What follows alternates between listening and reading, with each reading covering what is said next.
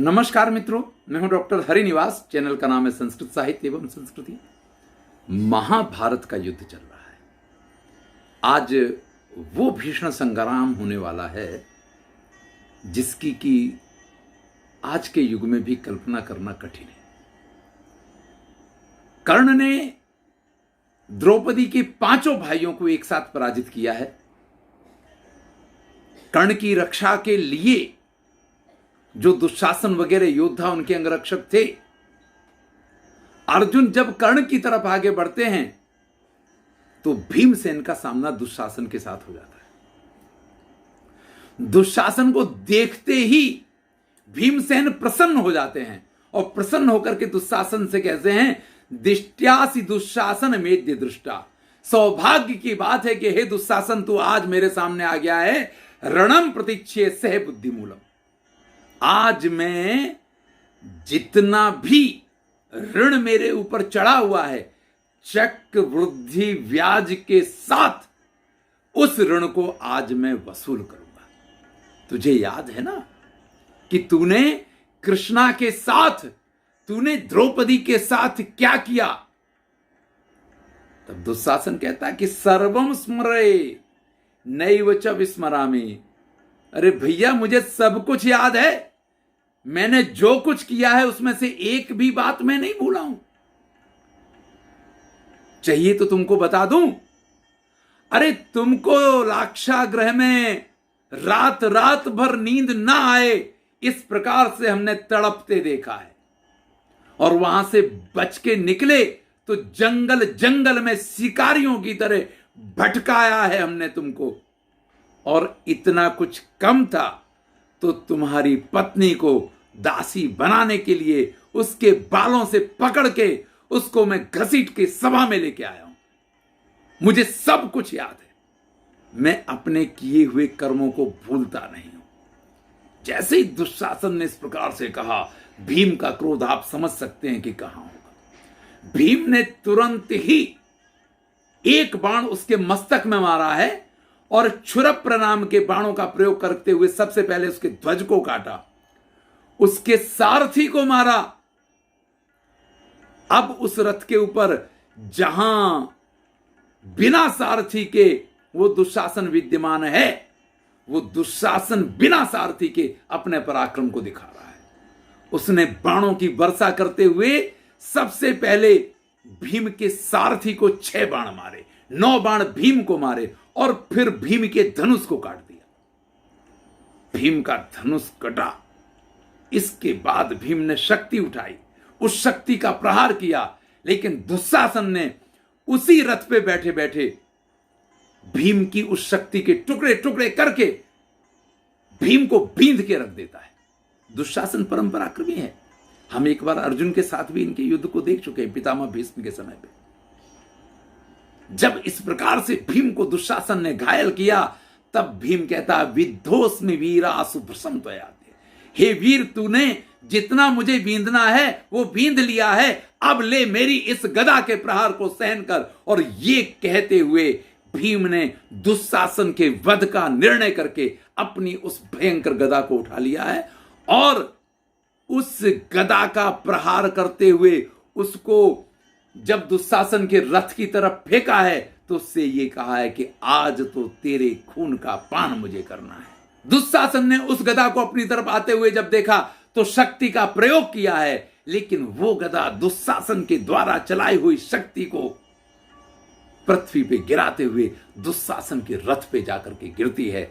दुशासन का रथ 40 हाथ पीछे घसटता चला जाता है, उसके घोड़े मर जाते हैं, वो पूरी तरीके से चकनाचूर रथ पे घायल होकर के वहीं खुद भी पृथ्वी पे गिर जाता है।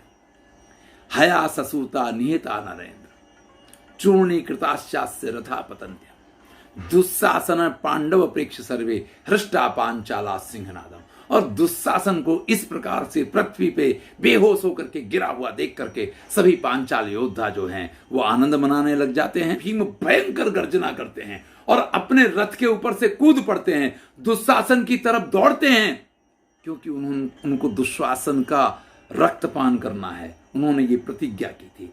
वो एक एक बात को याद करते हैं कि किस प्रकार से पांचाली को ये बाल पकड़ के वहां सभा में खींच के लाया था। भीम को ये भी याद आता है कि उस समय पांचाली रजस्वला थी, एक वस्त्रा थी, एक वस्त्र में थी, फिर भी उसके वस्त्रों का अपहरण करने की इसने कोशिश की थी। तब भीम गर्जना करते हुए वहां उपस्थित कर्ण, सुयोधन, कृपाचार्य, अश्वत्थामा, कृतवर्मा, इन सब से कहते हैं कि तुम सब लोग मिलकर के अगर आज बचा पाओ तो दुशासन के प्राणों की रक्षा कर लो। आज मैं तुम सब की उपस्थिति में इस दुशासन को मारूंगा और इसका रक्तपान करूंगा। लेकिन भैया जब काल सामने हो ना तो फिर कोई साथ नहीं देता है। हाथ में तलवार लिए हुए भीम दुशासन के पास जाकर के पहुंच गए हैं, उसके हाथ को पकड़ लिया है और उसके हाथ को पकड़ के उससे ये कहते हैं कि तू कर्ण और दुर्योधन के कहने से उस सभा में बार बार मुझे ये बैल है, ये बैल है, इस प्रकार से कह रहा था। और कौन सा हाथ था तेरा, जिस हाथ से तूने द्रौपदी के बालों को पकड़ा था, जिन बालों को राजसूई यज्ञ में अभ्रत स्नान करवा करके पवित्र किया गया था। इतने में होश में आया हुआ वो दुशासन जो है ना, उतने ही गर्व के साथ और उसी अभिमान के साथ कहता है, अयम करिकराकारा पीनस्तन विमर्दना, ये हाथी के सूंड के समान मेरी मजबूत भुजाएं हैं। भाई दुशासन में 10,000 हाथियों की ताकत थी। ये हाथी के सूंड के समान मेरी मजबूत भुजाएं हैं, जिससे बड़े बड़े जो स्त्रियों के स्तन हैं उनका ये मर्दन किया करते हैं। हजारों गायों का जिन्होंने दान किया है और हजारों क्षत्रियों का जिन्होंने विनाश किया है, और इन्हीं भुजाओं से मैंने अपने इसी हाथ से द्रौपदी के बालों को पकड़ के उसको घसीटा था। अब भैया जब इस प्रकार से भीम के सामने कहा जाएगा तो भीम का क्रोध पराकाष्ठा पे पहुंच जाता है और वो कहते हैं कि अब ये भुजाएं जो है ना, इस समय बिल्कुल ऐसा लगता है कि जैसे शोले फिल्म के वो डायलॉग कि ये हाथ मुझे दे दे ठाकुर या ये हाथ मुझे दे दे गब्बर, बिल्कुल उसी प्रकार की फीलिंग आए। इस प्रकार का यहाँ पे तब भीम दुशासन से कहते हैं, उवाच यस्यास्ति बलम च रक्षे, अरे बुला ले जो आज तेरी रक्षा कर सके, क्योंकि आज तेरी ये भुजाएं तेरे इस शरीर में नहीं रहेंगी। और इतना कह के उसकी छाती पे अपना पैर रख के भीमसेन ने दुशासन की दोनों भुजाओं को उनके शरीर में से अलग कर दिया है। फिर उन्हीं हाथों से, दुशासन के हाथों से ही, उसी की उन भुजाओं से ही वो दुशासन को मारना शुरू कर देते हैं। थोड़ी देर मारने के बाद उत्कृत्य वक्षा पतितस्य भूमा यथा पिबत सोणित मत्स्य कार्ष्णी, उसको उठा लेते हैं, उसकी छाती को अपने हाथ से विदीर्ण करते हैं और छाती को, देखिए दुशासन अभी मरा नहीं है, वो जिंदा है, उसकी छाती को फाड़ कर और उसमें से अपनी अंजलि भरते हैं खून की और उस खून को पीना शुरू करते हैं भीम। और फिर कहते हैं क्या क्या है, स्तन्यस्य मातुर मधु सर्पिशोभा, मैंने माता के स्तन का दूध पिया, मैंने मधु, सर्पी यानी घी, शहद और बहुत सारे उत्तम उत्तम फलों में से निकले हुए रस का पान किया है, लेकिन आज इस रक्त का पान करके मुझे जो स्वाद मिल रहा है, इतना स्वाद आज तक मुझे और कुछ भी पीने में नहीं मिला है। इसके बाद उसकी गर्दन पे अपना पैर रख के फिर से भीमसेन ने उस तलवार के द्वारा दुशासन की गर्दन को काट दिया है, जीते जी दुशासन का लहूपान करके, और फिर भीम ने दुशासन को मारा है। इस समय भीम का ये रौद्र रूप देख करके वहां उपस्थित जितने योद्धा हैं, कोई भी उनके सामने आने के लिए तैयार नहीं है, सब इधर उधर भागने लग जाते हैं। चित्रसेन जो कर्ण का भाई है वो भागने लग जाता है। ऐसे में युधामन्यु ने प्रद्रुतम चित्रसेनम, उस चित्रसेन का पीछा किया और उस चित्रसेन को मृत्यु के घाट पहुंचाया है। चित्रसेन की मृत्यु होते ही कर्ण ने एक तरफ अपने भाई को खोया, इधर दुर्योधन ने अपने प्रिय भाई दुशासन को खोया है। चारों तरफ पूरी कौरव सेना में हाहाकार मच जाता है।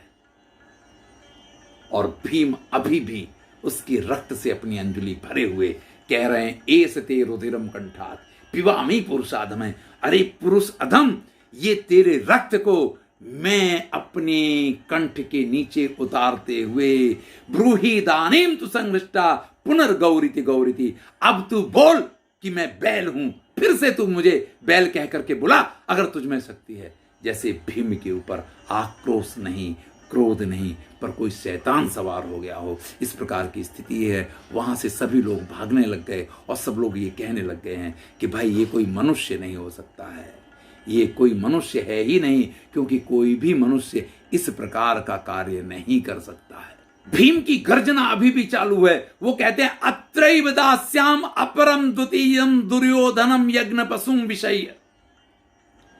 इसी जगह पे जहां इस दुशासन को मैंने मारा है, सभी योद्धा सुन लें कि इसी जगह पे दुर्योधन का भी इसी प्रकार से यज्ञ पशु के समान मैं बलि चढ़ाऊंगा। दुर्योधन की बलि चढ़ाने के बाद ही मुझे शांति की प्राप्ति होगी। ऐसे में दुर्योधन के 10 भाई निसंगी कवची पासी दंडधारो धनुर्ग्रहा अलोलुपा शलासंधो वात वेग सुवर्चसौ। निसंगी, कवची, पाशी, दंडधार, धनुर्ग्रह, अलोलुप, शल, संध, वातवेग और सुवर्चस, ये एक साथ भीम के ऊपर आक्रमण कर देते हैं। लेकिन भीम ने 10 नाराज बाणों का प्रयोग किया है और एक साथ इन 10 का संहार कर दिया है। इस प्रकार का भीम का ये स्वरूप देख करके कर्ण वहां पे कांप गए हैं। हतेसु तेसु वीरेसु प्रदुद्राव बलम तब, पूरी कौरवों की सेना में वहां से भगदड़ मच गई है। और सूत पुत्र की जो स्थिति है, पांडवस्य भयार्दितम। महर्षि वेदव्यास इसका वर्णन करते हुए कहते हैं, तथा कर्णो महाराज प्रविवेश महद भयम। इस समय कर्ण के मन में अत्यंत भय उत्पन्न हो गया है। और जब ये हालत कर्ण की देखी है तो कर्ण को वहां पे समझाते हुए शल्य ये कहते हैं, मां व्यथाम कुरु राधे नैवम त्वयि उपपद्यते। इस प्रकार से तुम घबराओ नहीं, इस प्रकार से घबराना तुम्हें शोभा नहीं देता है। अरे भीमसेन के भय से पराजित होकर के पूरी सेना भाग रही है। ऐसे में देखो तो सही, दुर्योधन को तो कुछ समझ में ही नहीं आ रहा है कि वो क्या करे। और सब लोगों ने दुर्योधन को घेर रखा है कि कहीं इसी समय भीम दुर्योधन के ऊपर आक्रमण न कर दे। एकमात्र तुम्हारा पुत्र जो वृषसेन है, वो इस समय क्षत्रिय धर्म का पालन करते हुए भीम के ऊपर आक्रमण कर रहा है, तो तुमको भी इस समय उसकी सहायता करनी चाहिए। शल्य कर्ण को समझा रहे हैं, लेकिन कर्ण का तो जैसे इस समय दिमाग ही काम नहीं कर रहा है। इधर वृषसेन ने भीम के ऊपर आक्रमण किया तो नकुल बीच में आ गए, और नकुल ने जैसे ही वृषसेन के ऊपर आक्रमण किया है, वृषसेन ने नकुल के रथ को, घोड़ों को, सारथी को, सबको ध्वस्त कर दिया और बाणों से इतनी भयंकर रूप से नकुल को घायल किया है। यह भी परम पराक्रमी होता है, कर्ण का सबसे बड़ा पुत्र है। नकुल को जब घायल कर दिया तो नकुल विरत होकर के भीम के रथ पे सवार हुए हैं। इधर वृषसेन ने भीम और नकुल दोनों के साथ युद्ध करना शुरू किया है, दोनों को बाणों से घायल किया है। अब ये लोग वृषसेन को मार नहीं सकते हैं, क्योंकि वृषसेन को मारने की प्रतिज्ञा अर्जुन ने की है। आपको याद हो तो जयद्रथ का वध करके जब अर्जुन वापस आ रहे थे, तब कर्ण ने अर्जुन को ललकारा, तो वहां सात्विकी, युधामन्यु और उत्तमौजा ये कर्ण के सामने आ गए। श्री कृष्ण ने अर्जुन से कह दिया कि नहीं, आज का दिन तुम्हारा कार्य पूरा हो गया, अब इनके साथ युद्ध नहीं करना है। लेकिन तब भी भीमसेन ने अर्जुन से ये कहा था कि जिस प्रकार से इसने आज मेरा अपमान किया है, अगर तुमने प्रतिज्ञा नहीं की होती तो अभी मैं इसको मार देता। या तो तुम इसको मारो और अपनी प्रतिज्ञा पूरी करो, नहीं तो फिर ये कार्य मुझे करना पड़ेगा। तभी कर्ण अर्जुन के पास आकर के पहुंचा था और अर्जुन ने उस समय ये कहा था कि तुमने तो मेरे अभिमन्यु का वध कई लोगों ने मिलकर के इकट्ठे किया था और मेरी गैर हाजिरी में किया था, लेकिन मैं तुम्हारी उपस्थिति में तुम्हारे पुत्र वृषसेन का वध करूंगा। तो उस बात को याद रख के यहाँ ये मौका अर्जुन के लिए छोड़ा गया है। अब इस कथा को हम अगले वीडियो में सुनेंगे। मैं हूं डॉक्टर हरिनिवास और चैनल का नाम है संस्कृत साहित्य एवं संस्कृति। आनंद लीजिए और अच्छा लगे तो मित्रों के साथ शेयर कीजिए। देखिए, ये कथानक तो चल रहा है, लेकिन कई बार मैं कहा करता हूँ कि संसार का कोई भी दृश्य या कोई भी घटना या कुछ भी ऐसा नहीं है जो महाभारत में विद्यमान ना हो। अगर आप ध्यान से पूरे महाभारत को पढ़ें ना, तो जो इसके बारे में कहा जाता है, यद इहास्ति तदन्यत्र यन्ने हास्ति न तत्क्वचित, कि जो यहाँ है वहीं आपको अन्यत्र मिलेगा, जो यहाँ नहीं है ऐसा कुछ भी आपको कहीं नहीं मिलेगा। आज जब मैं ये दुशासन वाले दृश्य को प्रस्तुत कर रहा था, तो मुझे बार बार ये हाथ मुझे दे दे गब्बर, इस तरीके की जो वहाँ पे डायलॉग हैं, कहीं ना कहीं मुझे ऐसा लगता है कि इस प्रकार की प्रेरणाएं हमारे महाभारत से फिल्मों को भी बहुत जगह पे मिली हैं, और फिल्मों में बहुत सारे ऐसे दृश्य हैं जो महाभारत से ही लिए गए हों, इस प्रकार की अनुभूति होती है। या हम ये कह सकते हैं कि जब आप किसी पराकाष्ठा पे किसी चीज़ को बनाते हैं तो वो एक जैसा ही हुआ करता है, ऐसा भी हो सकता है। तो इस महाभारत का एक अपना इस रूप में भी बड़ा महत्व है कि एक उपजीव्य काव्य है, और जो इसका आनंद लेते हैं उनको संसार की कोई भी घटना ऐसी नहीं है कि जिसका परिचय ना हो, और इस वजह से वो किसी भी परिस्थिति में घबराएं या किसी भी परिस्थिति में संसार में हतप्रभ हो जाएं, जिसको कहते हैं मानसिक तनाव महसूस करें, ऐसा नहीं हो सकता है। तो इस कोरोना काल में आप इसका आनंद लेते रहिए और प्रसन्न रहिए।